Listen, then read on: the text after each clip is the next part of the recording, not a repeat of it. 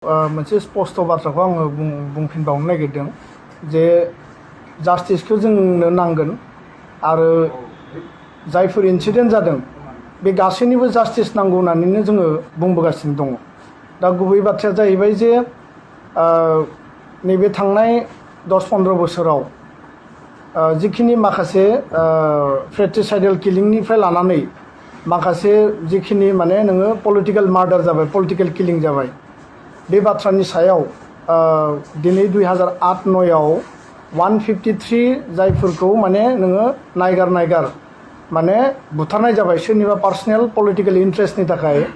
दा बे थैनाय न'खरफोरनो दिनै दुलाराय बर' फरायसा आफादा जास्टिस होनांगौ होननानै जोङो human rights commission, government of India, government of Assam आरो माने गासैबो लेभेलसिम जोङो बिनि जास्टिस बा न्यायखौ नागिरदों।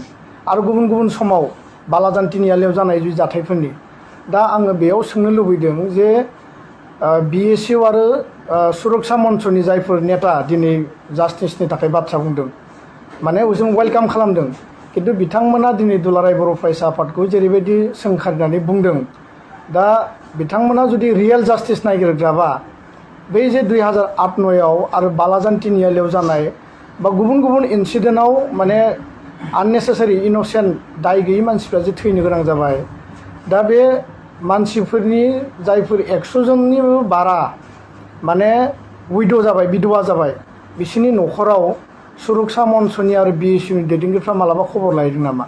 बिसोरनि न'खराव जे 50 जननिबो बारा गथ'फ्रा अरफान जाबाय, बिफा गैयै जाबाय, आरो सोरनियावबा माने बिमा गैयामोन, बे माने बिमा बिफा गैयै जाजानाय बा गार्जेनलेस जाजानाय बै मानसिफोरनि न'खराव बिथांमोना मानो दिनैसिमबो खबर लाहैयासै बा बै समाव मानो खबर लाहैयासै?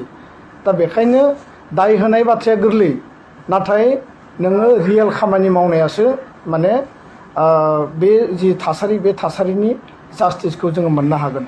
दा बेखायनो नैबे जि गोदान आफाद दानाय आरो नैबे गोदानै जि थासारि सोमजिदों बिनि सायाव स्पष्ट जों बाथ्राखौ दिनै बुंबाय जे बेबायदि गोदान आफादनि कुनु माने गोनांथिखौ जोङो साना, खारन आर्मस मुभमेन्टजों जोङो जथेस्थ माने जोङो जुजिबोबाय, जोङो भुगिबायबो, बिनि माने नेगेटिभ आरो माने इम्पेक्ट आरो माने बिनि माने पजिटिभ मा दिग दङ बे गासैखौबो जों एनालाइसिस खालामबाय। दिनैनि समाव जोङो ज'यै गोरोबलायनानै जोङो थांनांगोन। मार्टियार फेमिलिनो जि एक्सग्रेसिया होनांगौ बिनि हाबाफारियाबो सोलिगासिनो।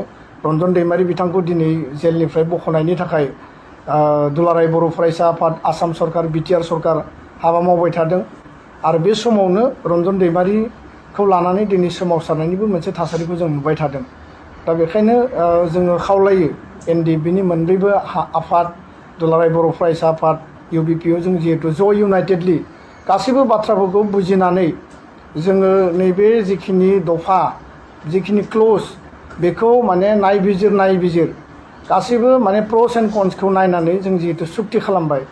जोंनि दिनैनि आल्टिमेट जि माने अबजेक्टिभ एजेन्डाया जाबाय सुक्तिखौ मावफुंनांगौ। जों लुबैया जे आसाम सुक्ति बायदि बे 35 बोसोर थाथों, 6 नम्बर दफाया पेन्डिं जाथों।